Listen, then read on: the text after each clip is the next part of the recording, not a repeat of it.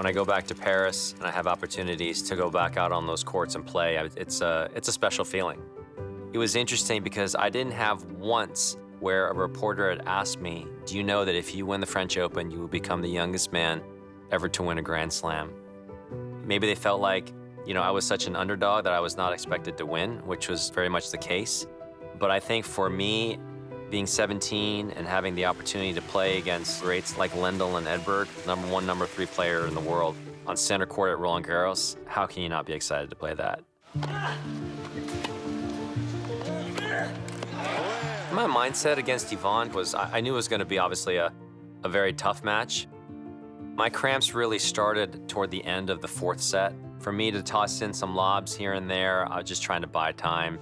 And why so many of these balls just started going in and just kept going in, it's something that I won't really truly understand. Strangely enough, I was having more difficulty actually holding my serve than breaking serve.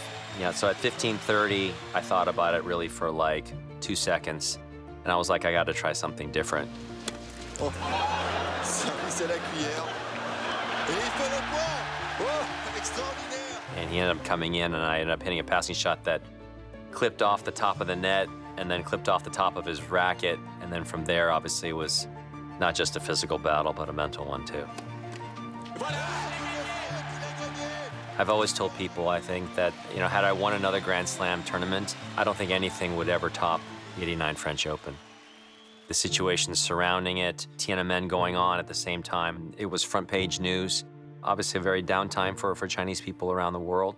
I've always felt like the reason why God allowed me to win this tournament was because of, being of Chinese descent, and it was to put a smile upon Chinese people's faces during a time when there wasn't a whole lot to smile about.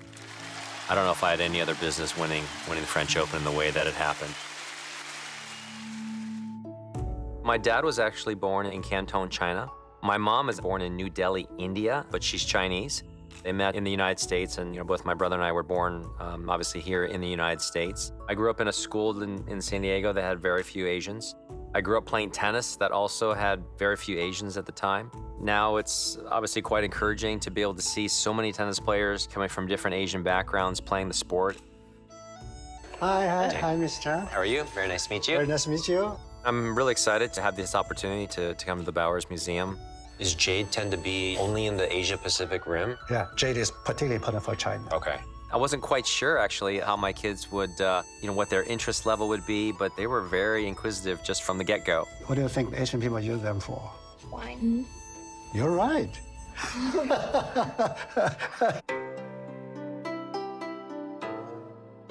Amber and I were Chinese-American, born here in the U.S. When we started to have our little ones, the Chinese culture was very important. I think it was kind of an easy thing to do as well because Chinese food and a lot of different things that had to do with Chinese culture were already, ingrained in us. The first thing you want to do is choose a character. Our kids speak a lot better Chinese, and they can actually write a little bit. They can actually read a little bit. I couldn't do anything at that age. So good, you guys. When you're able to, communicate with people in their own language, I think there's something special about that. When I've had the opportunities to be able to do that, it was very meaningful, and hopefully our kids will be able to do that in a much better way. I'm thankful in the sense that, because I coached K for so long, my kids got a chance to go everywhere. Obviously all over the US, all over Europe, all over Asia, to be exposed to all of these different places and get a taste of what different cultures are like, what different foods are like, languages. It's been really important for us. I feel like our kids have traveled so much these days now. We never go to a place and they feel kind of, awkward because they know what the lifestyle's like.